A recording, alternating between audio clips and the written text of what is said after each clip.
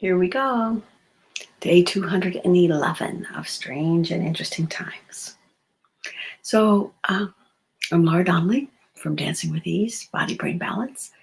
And what I wanted to talk about this evening was the fact that we really cannot control in any way what comes at us from the world, which means we can't choose what happens. We can wish for what happens, but we can't choose it.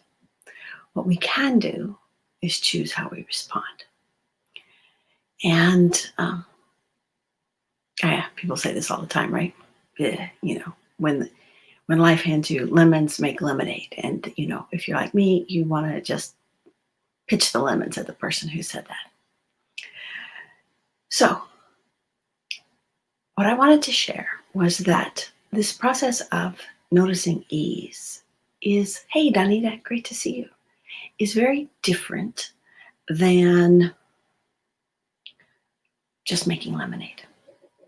It really is a kind of shift in your thinking that leads to very gentle but profound changes, and over time, really amazing changes that allow you to experience real freedom in your choices, in your responses to what happens. And it's not that you don't have bad days and that you don't have sadness, but it's that you don't become consumed by those things.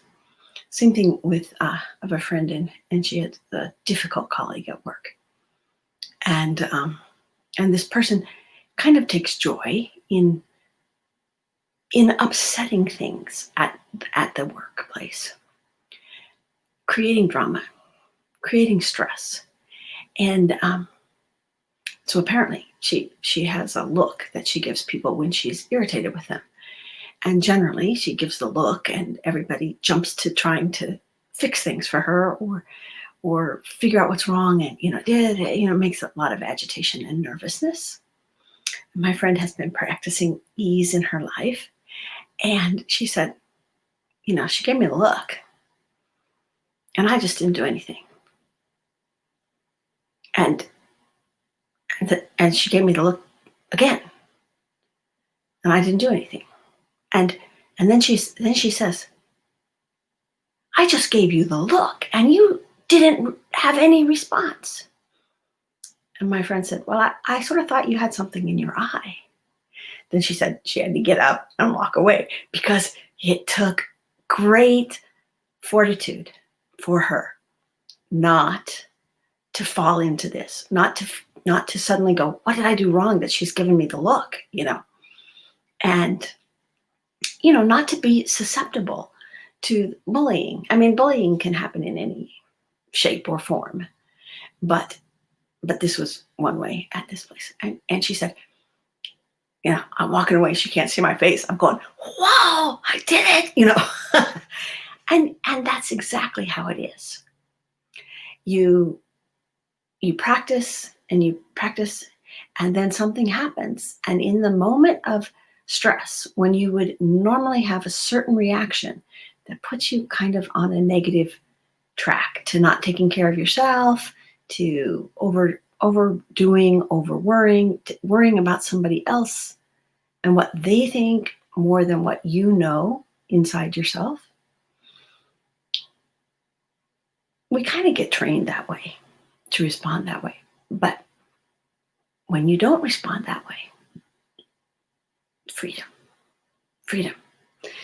And they upset this other person because her tool for intimidating other people suddenly didn't work.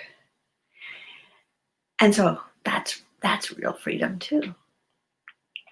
And it's a little bit, well, you can have a little bit of kind of celebration for yourself, and then to see how the other person, when you don't give the expected reaction, they feed other people who are kind of mean and try to make problems. They feed off of your upset energy. So when you don't display the upsetness, you don't strike back, or you don't collapse and comply, you just be there. And it's like you have a Teflon bubble around yourself. And so people throw stuff at you and it just slips right down your Teflon bubble. And you can see it. And you can see how certain things are, oh man, I used to like get all involved in that. And sometimes they throw something at you and it kind of sticks like a fried egg on your Teflon bubble. And you have to like just be cool. Come back to your ease in yourself. Where do I seem a little bit easier? Where seems a little bit easier now? And then pretty soon that egg will just slide right down that Teflon bubble. And there you are. So this is one of the reasons I wanted to start the 30 Days of Ease, so that you could begin to start to notice ease in your life. This is also, it's like gratitude also. You know, when you think of what you're grateful for, it just brings a lightness to your being. When you think about what's going right, that brings a lightness to your days. It brings a different energy too. Now, we are taught all the time, find the problem and solve the problem. See, problem, I go down. It's the nature of problems. They suck us in. They swirl us around. And when we make a solution, we are happy, but we aren't using our energy and our mind in the most effective way. Another way I like to talk about being when I'm at ease in myself is I know the right effort, just like my friend did. The right effort when her colleague gave her the look was no response. A pause. Now, she did have a response. She had kind of a smart alecky response, which I love because it's me. And, you know, she's like, well, I just thought you had something in your eye, you know, really takes the edge off this person's thinking that they have this look that they can give people and cause them to do whatever they want. So, how to become at ease in yourself. How to become at ease when you hit a pothole. You know, like when you're driving your car and you didn't see the pothole and you hit the pothole, you know, you just, but come right back to ease. It's not about never getting off track. I talked to another friend today too. Everybody falls off the ease wagon. That's just all there is to it. I mean, sometimes I'm having to come back 100 times a day. I'm having not a good day and I'm off track and I come back, and I'm off track and I come back. It's the coming back that is the healing part. We are dynamic beings. We are not static. We don't get something fixed and it stays fixed. See that? Fixed and fixed. No, we're moving all the time. That's why I call it dancing with ease, because the ease changes, I change. What needs to happen for the ease to happen is different now than it was when I started talking. So I'm going to put the link in here again for 30 Days of Ease. I know Donita has signed up for it. She's so great. This is just to bring the idea of ease into your mind. Could just, could do 30 days of gratitude. Could do 30 days of kindness.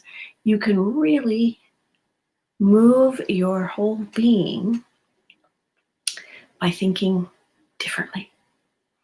And for me, the fundamental shift is this shift to stop overdoing and discover the right effort. The right effort for whatever I need to do. And so that means, like if I'm playing softball, the right effort is to hit that ball as hard as I can out of the field. That's the right effort. But if I use too much effort, I'm apt to swing early and miss. If I don't use quite enough effort, my bat's too slow and I miss. But when I have it, when I'm at ease and in the zone, I can hardly miss that ball. So if you would like to know more about that and explore some ease, just click the link that I'm going to put in the comments and check out 30 Days of Ease. It's a simple photo and quote for you to think about in your day and bring you just a little bit of ease whenever you think about it. So have a great evening, and I will see you tomorrow. Danita, that's so lovely. Thank you. Thank you, Danita. I really am happy to be able to share this. And the more we think about ease, the more it expands in our life. Like my friend, she's been practicing, I think she's been practicing since February, paying attention to ease, coming back to ease. And she's been dealing with this colleague since February. And this time,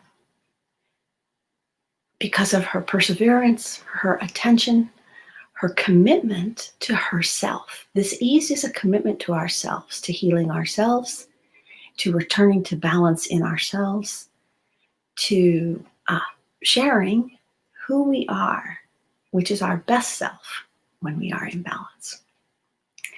So thank you, Danita. I really appreciate that. And I'm glad you are enjoying the emails.